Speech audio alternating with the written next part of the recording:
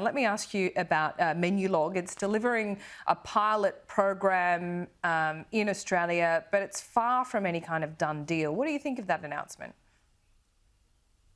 Look, what's starting to happen now is the platforms, and Menulog's led the way on this, and good on them, are recognising that we cannot go on with a situation of people being paid below minimum standards in Australia.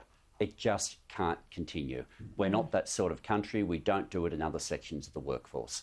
And there's been outrage in all the wage theft scandals about people being paid less than the legal rate of pay. And yet for some of these platforms, it's been happening as a matter of course. So what Menulog are trialling is to go to an employment model. What we've recommended and what our policy that we're taking to the election would be to give the Commission the capacity to look at these employee-like situations and be able to work out what those minimum standards are. But either way, right now, Menulog's ahead of the pack. I re-downloaded the app the other day. It had fallen off my phone, so I put it back on.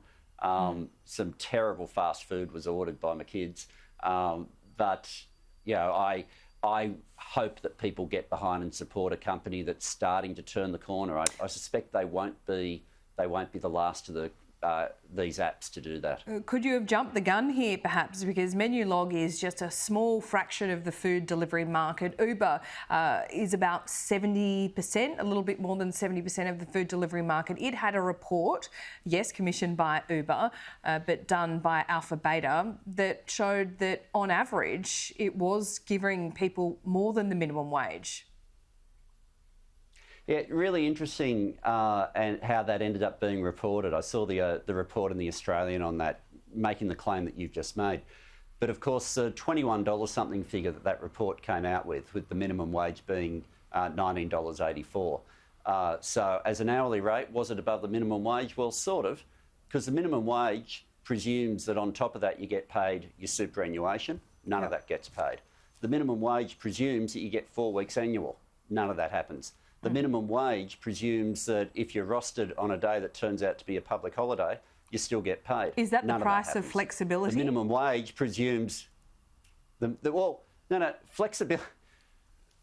Flexibility is about there being a loading on top of an hourly rate or about there being ways that things can be adjusted. Fair enough. Not about that is paying someone less than is legally allowed in Australia. Yeah. But do you acknowledge that many people turned to Uber during the pandemic that did not have a way to earn income anytime else? How do you factor that in? Oh, I've never objected to the technology, and Labor doesn't object to the technology. I use the technology, and people want the convenience of that.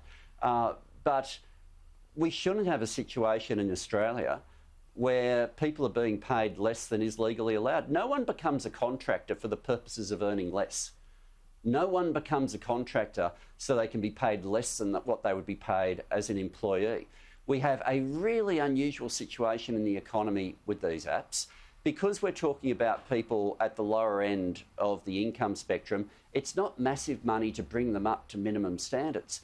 But at the moment, even the Uber report that was broadcast as though they were paying above the minimum rate, once you look at all the conditions that weren't attached to it, you realise their own report proved that if these people had been cast as employees, it would have been a wage theft story. And I'm yet to meet somebody who becomes a contractor for the purposes of earning less.